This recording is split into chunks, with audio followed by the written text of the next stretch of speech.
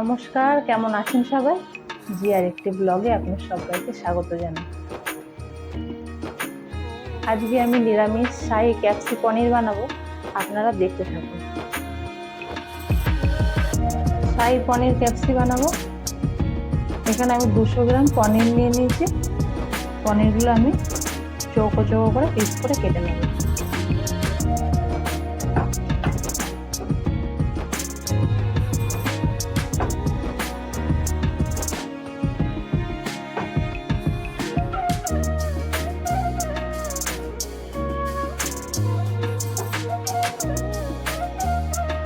ঠিক এইভাবে আমি একটু চৌকো চৌকো করে পনিরগুলো কেটে নিয়েছি।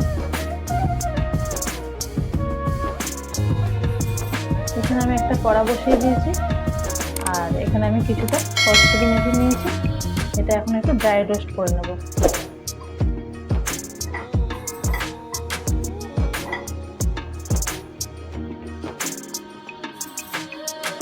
ড্রাই রোস্ট হয়ে গেছে। এই একই কড়াতে আমি তেল দিয়ে দেবো। পনিরগুলো হালকা হালকা ভেজে নেব। আপনারা চাইলে কাঁচা পনির দিয়েও বানাতে পারেন, তো কাঁচা পনির দিয়ে অতটা কিন্তু স্বাদ আসবে না তরকারি, আর পনিরগুলো ভেঙে যাবে।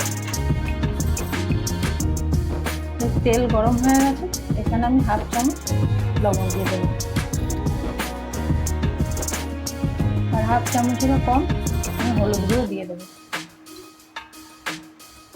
এবার আমি এক এক করে পনিরগুলো দিয়ে দেবো।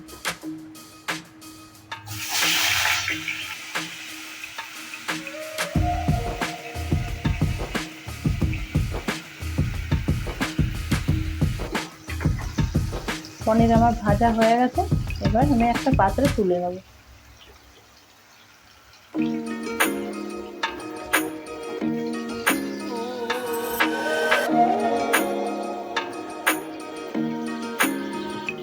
এখানে আমি 1/2 ক্যাপসিকাম এইভাবে মিডিয়াম সাইজ টুকরো করে নিয়েছিলাম। এটাই এখন এই তেলেতে আমি ভেজে নেবো হালকা করে।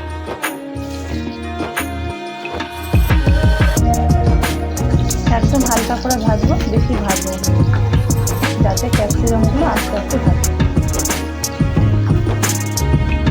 ক্যাপসিকাম ভাজা হয়ে গেছে, এবার আমি এটা তুলে নেব।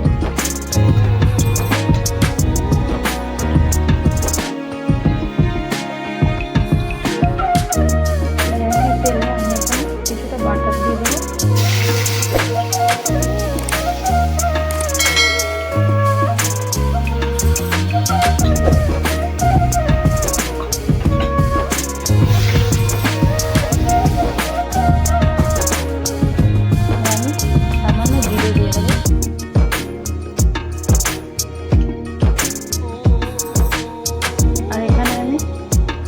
দারচিনি, 2টো এলাচ, আর 2 থেকে 3টে লবঙ্গ, আর 2টো গোলমরিচ দিয়ে দেবো। কাঁচা লঙ্কা বেটে দিচ্ছেন, সেটা দিয়ে দেবো। সুন্দর করে আমি ভেজে নেব, যাতে আদার কাঁচা গন্ধটা না।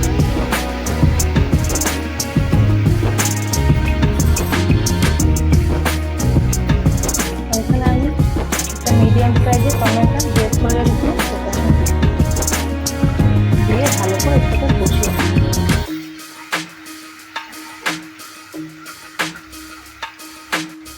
এই একই মশলাতে আমি এবার কাশ্মীরি লঙ্কার গুঁড়ো 1 চামচ দিয়ে দেবো।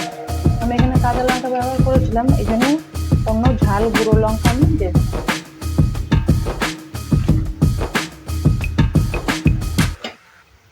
আর এখানে 1/2 চামচেরও একদম কম হলুদ গুঁড়ো দিয়ে দেবো। আর এখানে আমি ধনে জিরে 1 চামচ দিয়ে দেবো গুঁড়ো।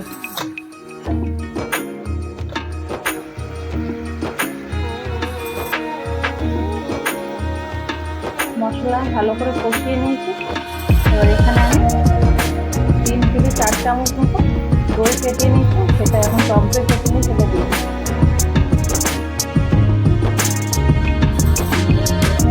ভালো করে আমি মিক্স করে দেব।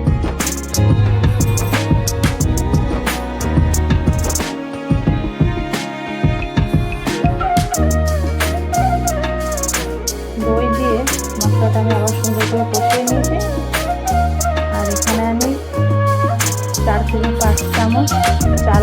বেটে রেখেছিলাম সেটা এখন দিয়ে দেবো।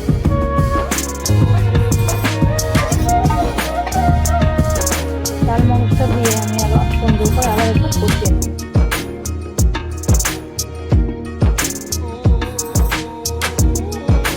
এখানে আমি স্বাদ মতো নুন দিয়ে দেবো।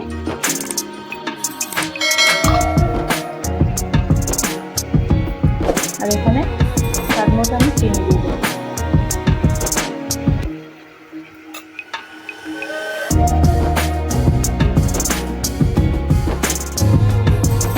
এখানে পনির আর ক্যাপসিকামগুলো ভেজে রেখেছিলাম সেগুলো এখন দিয়ে দেবো।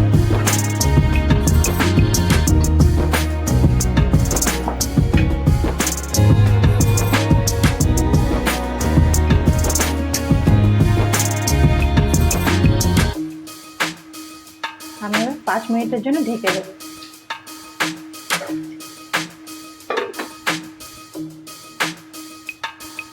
5 মিনিট হয়ে গেছে।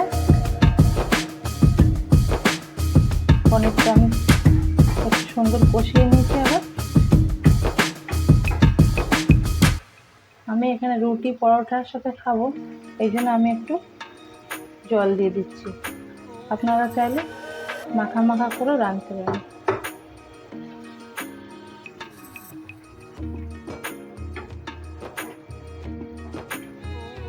জলটা দিয়ে আমি আবার 5 মিনিট হয়ে গেছে, ঢাকনাটা খুলে দেবো। দেখুন কত সুন্দর হয়ে গেছে। আর যে কস্তুরি মেথিটা আমি ড্রাই রোস্ট করে রেখেছিলাম সেটাই এখন দিয়ে দেবো।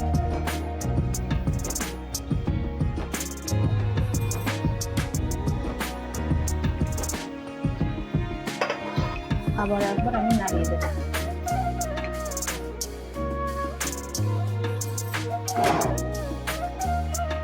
রান্নাটা আমার হয়ে গেছে, এবার গ্যাসটা অফ করে দেবো।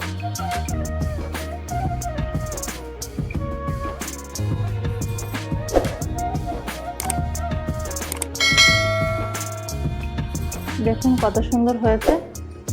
আর আপনারা কিন্তু বাড়িতে বানিয়ে খেয়ে দেখবেন। আর যাদের ভালো লেগেছে তারা একটা লাইক করবেন আর আমাকে কমেন্ট বক্সে জানাবেন। আর আমার চ্যানেলটাকে একটা সাবস্ক্রাইব করবেন। আপনারা কে কেমন করে বানান আমাকে কমেন্ট বক্সে জানাবেন। আর এখানে ব্লগটা আমি এখানে শেষ করছি। আপনারা ভালো থাকবেন, সুস্থ থাকবেন।